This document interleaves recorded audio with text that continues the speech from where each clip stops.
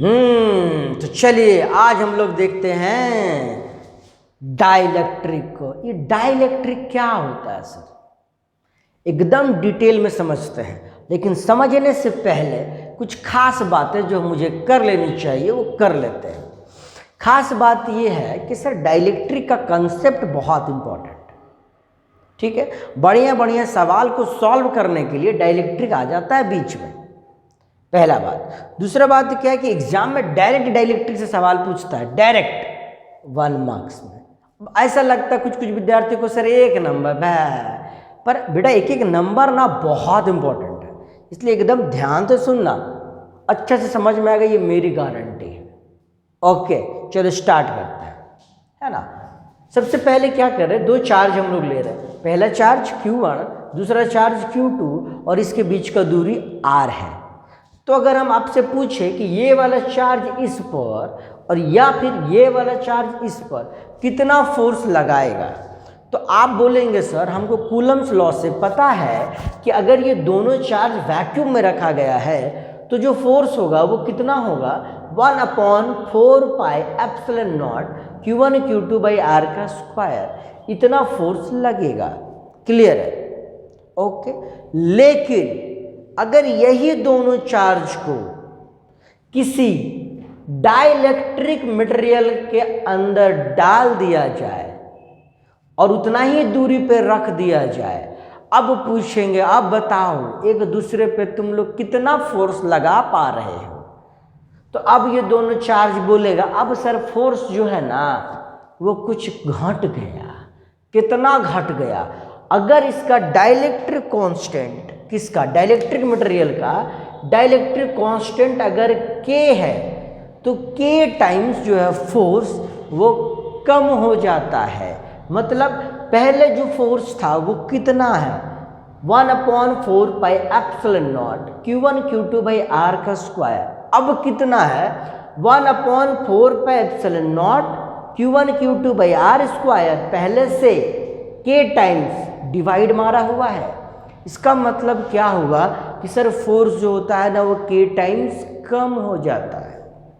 क्या बोले बाबू, ध्यान से सुनो, हम क्या बोले कि कोई भी डाइलेक्ट्रिक मटेरियल में अगर हम लोग 2 चार्ज को डाल देंगे और उससे पूछेंगे कि बताओ वैक्यूम के कंपैरिजन में अब तुम लोग कितना फोर्स लगा पा रहे हो, तो वो बोलेगा अगर डाइलेक्ट्रिक का डाइलेक्ट्रिक कांस्टेंट अगर K है तो K टाइम्स जो फोर्स होगा उन दोनों के बीच वो कम हो जाएगा। क्या हो जाएगा, K टाइम्स कम हो जाएगा।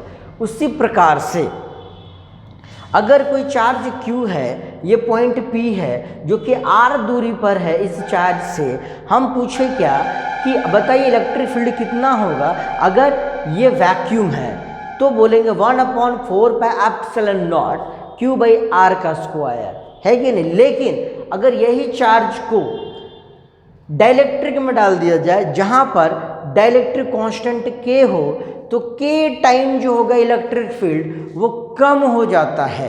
K टाइम जो है इलेक्ट्रिक फील्ड कम हो जाता है। जिस प्रकार से फोर्स कम होता है उसी प्रकार से डाइलेक्ट्रिक में डाल देने के बाद इलेक्ट्रिक फील्ड भी क्या हो जाता है, मतलब चार्ज को डाइलेक्ट्रिक में डाल देने के बाद इलेक्ट्रिक फील्ड जो है K टाइम से कम हो जाता है। सेम एज 2 चार्ज है, मान लीजिए पहला चार्ज Q1 दूसरा चार्ज Q2, इसके बीच का दूरी R।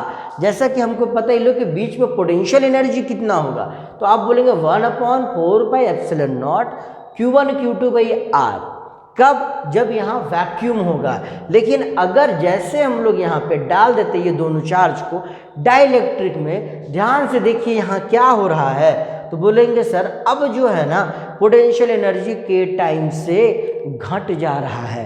Potential energy K time से क्या हो जा रहा है बाबू, घट जा रहा है कि नहीं। उसी प्रकार से पोटेंशियल भी देखिए K टाइम से क्या हो जा रहा है, डाइलेक्ट्रिक में डालने से पोटेंशियल भी K टाइम से घट जा रहा है।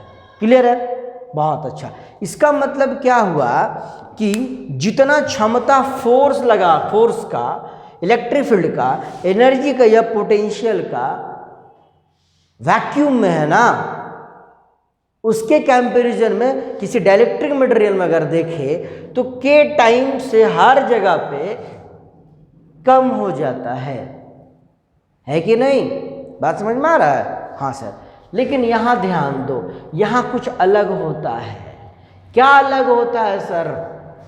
ये कैपेसिटर हमारा, कैपेसिटर का capacitance for parallel plate capacitor कितना होता है जी? Epsilon naught A by D होता है। कब? जब यहाँ वैक्यूम होता है, मतलब दोनों प्लेटों के बीच में खाली जगह हो, वैक्यूम हो तो।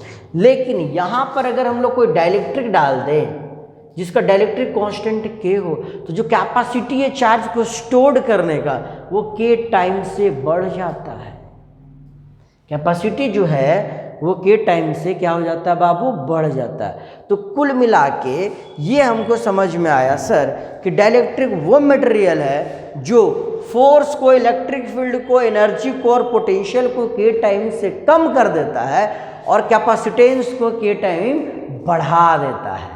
बात समझ में आया? वापस से बोल रहे, ध्यान से सुनिए, हम क्या बोले कि फोर्स को, इलेक्ट्रिक फील्ड को, पोटेंशियल एनर्जी को और पोटेंशियल को के टाइम से कम कर देगा, लेकिन कैपेसिटेंस को के टाइम से बढ़ा देता है। बात समझ में आया? चलिए ठीक है, फिर बाय बाय।